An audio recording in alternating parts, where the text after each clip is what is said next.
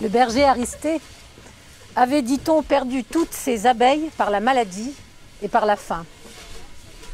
Accablé de tristesse, il abandonne les vallons délicieux qu'arrose le Péné et se rend à la source sacrée du fleuve.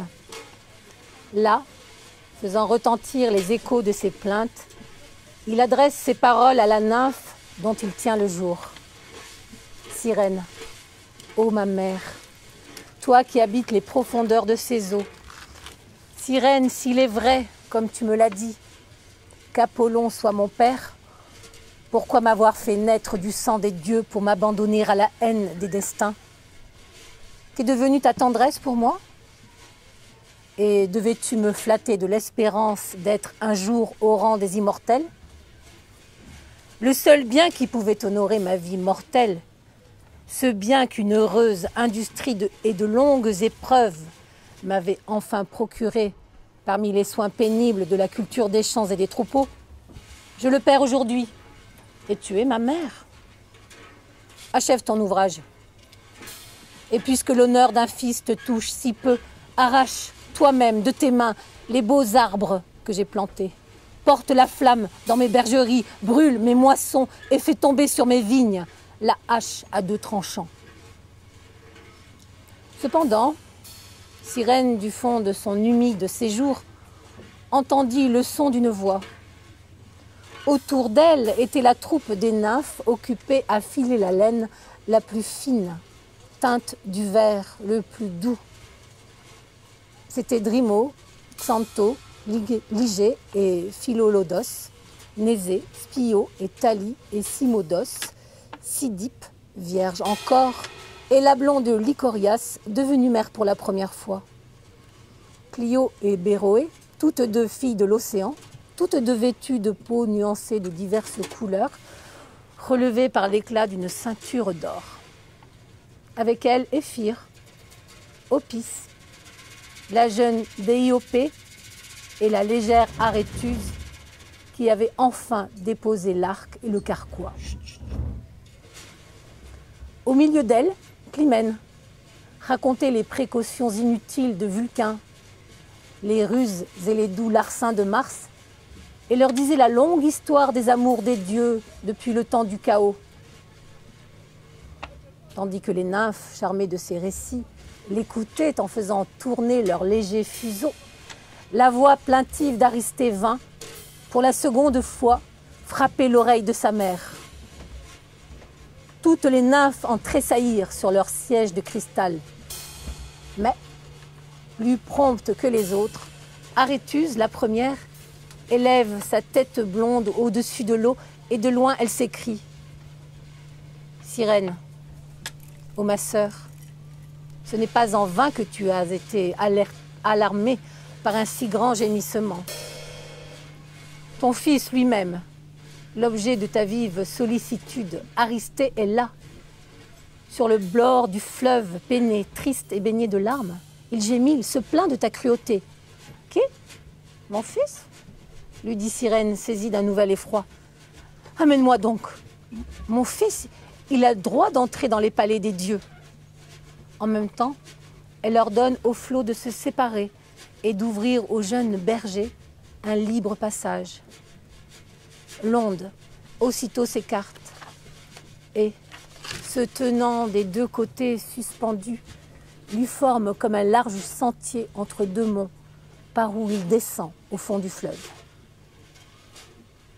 À mesure qu'il avance, il admire la superbe demeure de sa mère et les merveilles de cet humide empire et ses vastes réservoirs, enfermés dans des rochers couverts de forêts retentissantes. Étonné du fracas de tant d'eaux en mouvement, il voit partir des entrailles de la terre tous ces fleuves qui vont arroser les diverses contrées du monde. Le Phase, le Lycus et l'Énipée sortant avec violence de sa source profonde, et le Tibre majestueux, et le rapide Agno, et l'Hypanis, qui roule à grand bruit sur son lit de rocher, et le Calque, dont la Mysie reçoit les eaux, et l'Éridan, ce superbe taureau aux deux cornes dorées, celui de tous les fleuves qui, après avoir traversé pompeusement de fertiles campagnes, se précipite avec le plus d'impétuosité dans le sein des mers.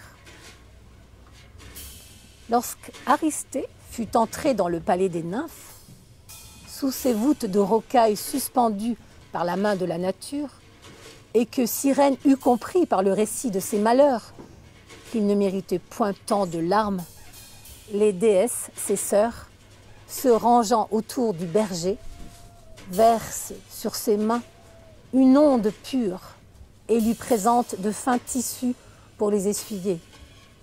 D'autres chargent les tables de mets, remplissent les coupes et font fumer l'encens sur les autels. « Mon fils, dit Cyrène, prends avec moi ce vin de Méonie et faisons une libation à l'océan. » Aussitôt, elle invoque, et l'océan perd de toutes choses, et les nymphes, ses sœurs gardiennes des forêts, protectrices des fontaines. 3 fois, elle répand le nectar de Bacchus sur le feu sacré. 3 fois, une flamme brillante s'élance jusqu'à la voûte. Rassurée elle-même par ce présage, elle tient ce discours à son fils. Il y a, dans la mer qui baigne Carpathos, un devin célèbre, Protée, qui parcourt le vaste empire des mers sur un char attelé de chevaux à 2 pieds, dont le corps se termine en poisson. En ce moment, il dirige sa course vers les ports d'Hématie et va visiter Palène, sa patrie.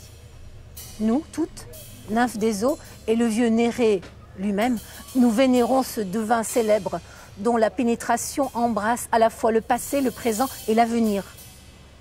Ainsi l'a voulu Neptune, dont il garde au fond des eaux les phoques hideux et les monstrueux troupeaux.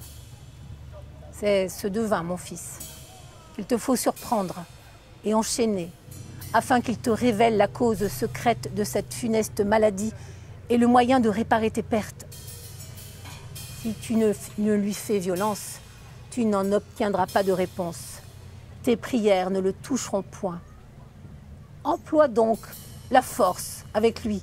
Enchaîne-le étroitement. C'est le seul moyen de rendre inutiles ses artifices.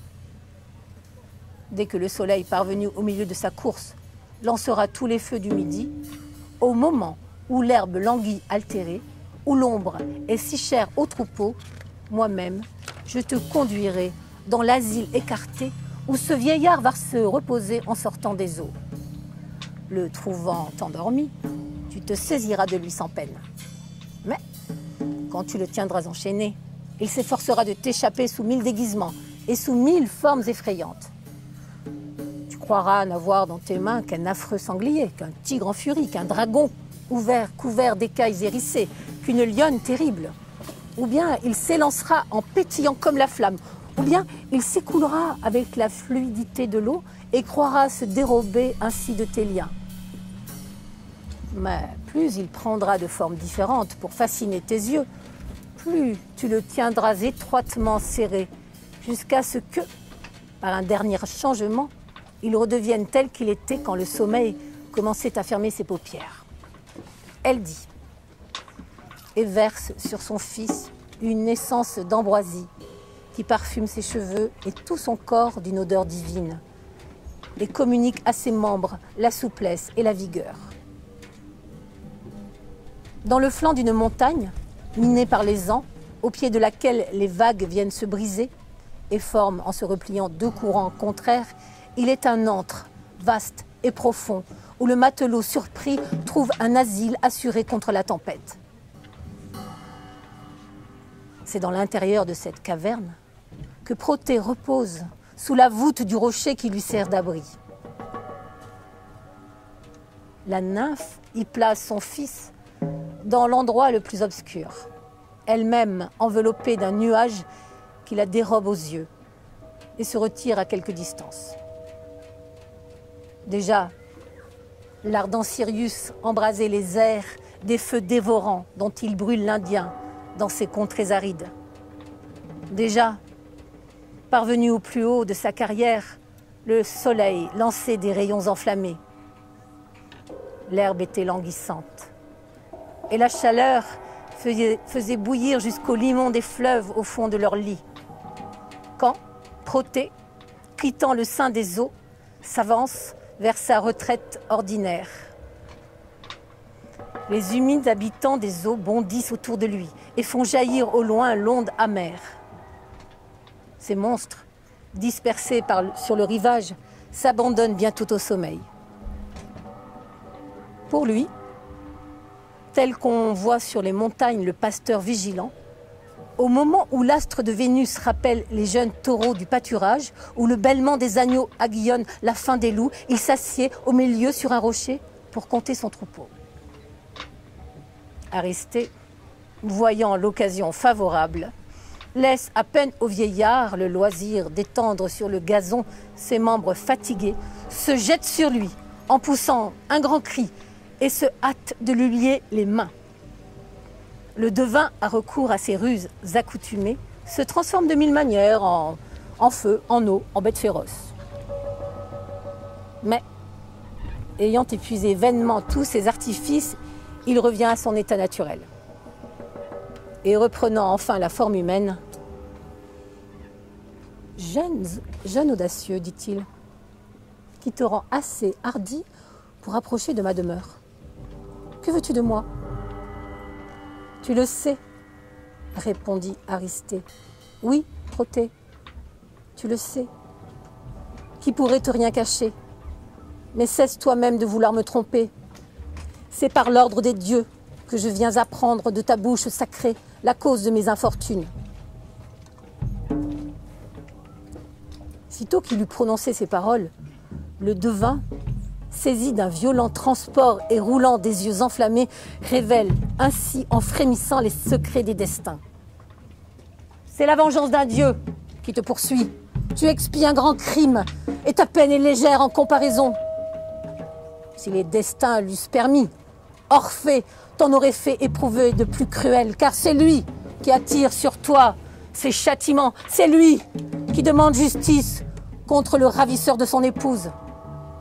Un jour, pour échapper à ta poursuite, Eurydice fuyait à pas précipités le long du fleuve, et elle n'aperçut pas un serpent énorme caché dans l'herbe épaisse du rivage et qui allait lui donner la mort. Les dryades, ses compagnes, firent retentir de leurs cris les monts d'alentour. Le sommet du Rhodope et du Pangée en furent émus. La Thrace, consacrée au dieu Mars, les pays des Gètes et l'Èbre et la contrée qui reçut la belle Eurytie en versèrent des larmes. Pour Orphée, assis sur le rivage et seul avec sa douleur, il confiait ses plaintes à sa lyre fidèle. C'est toi, chère épouse, c'est toi qu'il chantait au lever du jour, c'est toi qu'il chantait encore au retour de la nuit. Il osa même affronter les gouffres du Ténare. Il descendit dans les abîmes de Pluton et traversant de vastes forêts, noir séjour de la crainte, il aborda les Manes et parut devant l'affreux monarque, devant ces fières divinités que n'attendrissent jamais les prières des mortels. Frappé de ces accords touchants, les ombres légères accouraient en foule du fond de l'Érèbe, aussi nombreuses que ces essaims d'oiseaux qui se réfugient dans les bois aux approches de la nuit ou de l'orage. Hommes, femmes, héros magnanimes qui ont fourni la carrière de la vie, jeunes enfants, jeunes filles que la Parque a moissonnés avant l'hymen, fils chéris portés sur le bûcher sous les yeux de leurs tristes parents, tous habitants des bords fangeux du Cocyte qu'enferme l'eau croupissante d'un marais odieux et que le Styx, 9 fois replié sur lui-même, retient pour jamais dans le sombre séjour.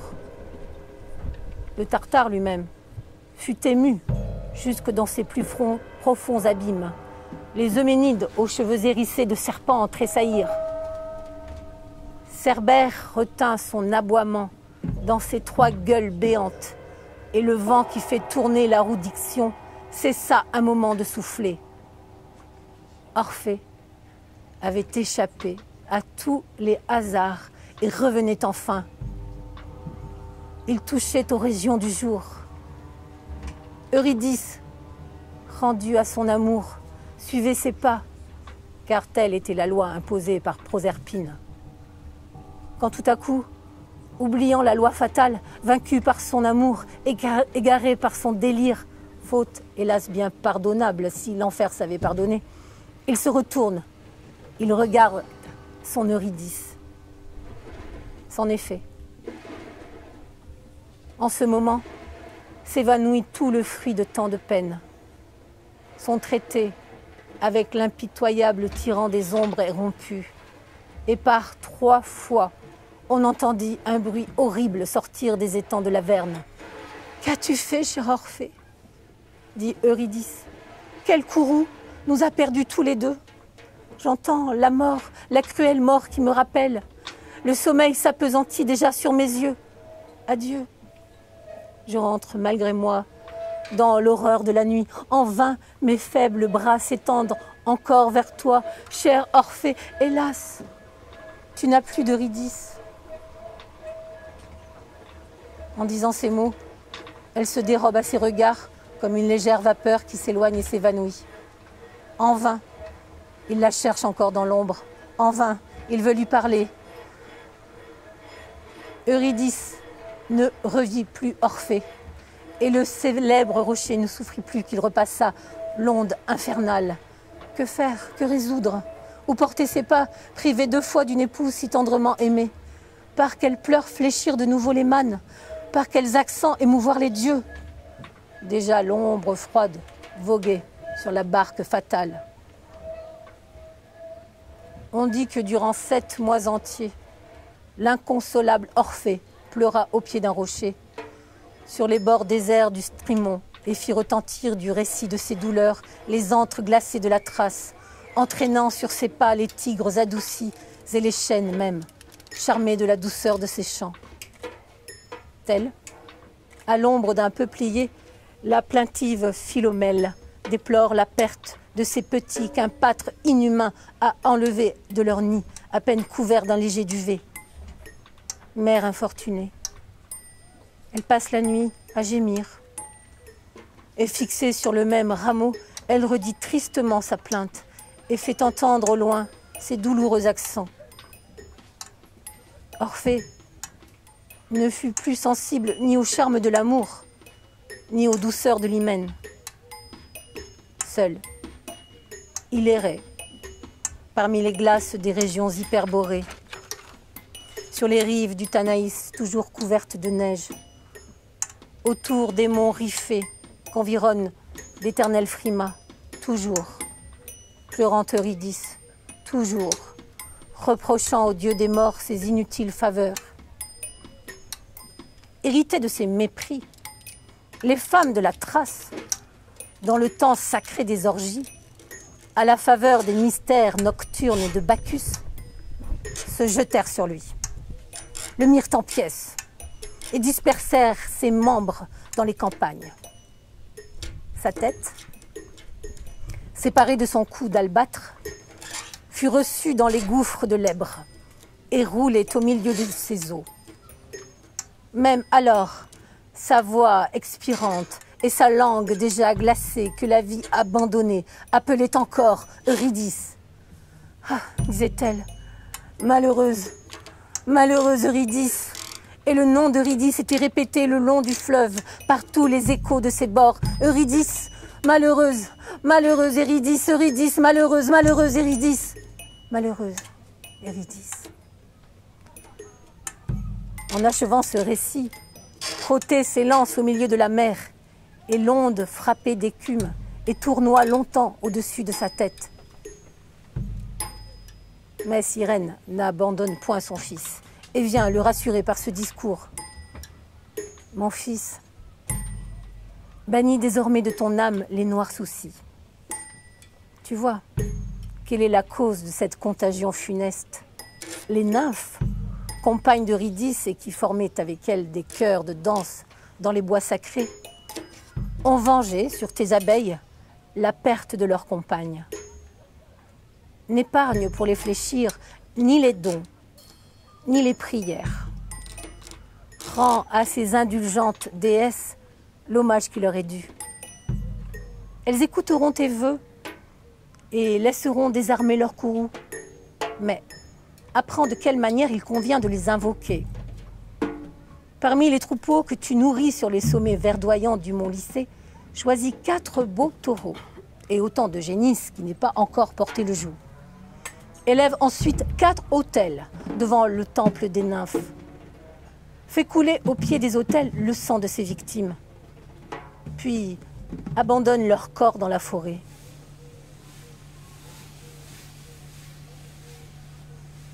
Sitôt que la 9e aurore paraîtra sur l'horizon, tu offriras aux mânes d'Orphée des fleurs de pavot, symbole de l'oubli. Tu immoleras à Eurydice, moins irritée, une génisse et une brebis noire. Alors, tu retourneras dans le bois. Elle dit. Le berger se hâte de mettre à profit les conseils de sa mère.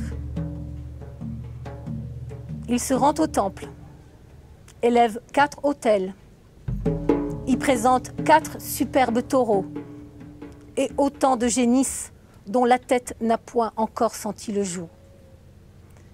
Et sitôt que la 9e aurore s'est montrée sur l'horizon, il rend aux mânes d'Orphée les hommages prescrits et va revoir le bois sacré.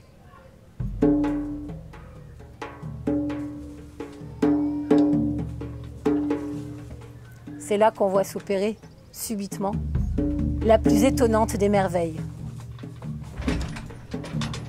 On entend bourdonner, dans le ventre de ces corps à demi dissous, de nombreux essaims d'abeilles qui bientôt, s'ouvrant au passage, un passage à travers la peau, s'élancent dans les airs, y forment des nuées immenses, puis, se réunissant sur le faîte des arbres, y restent suspendus comme des grappes de raisin aux branches qui fléchissent sous le poids.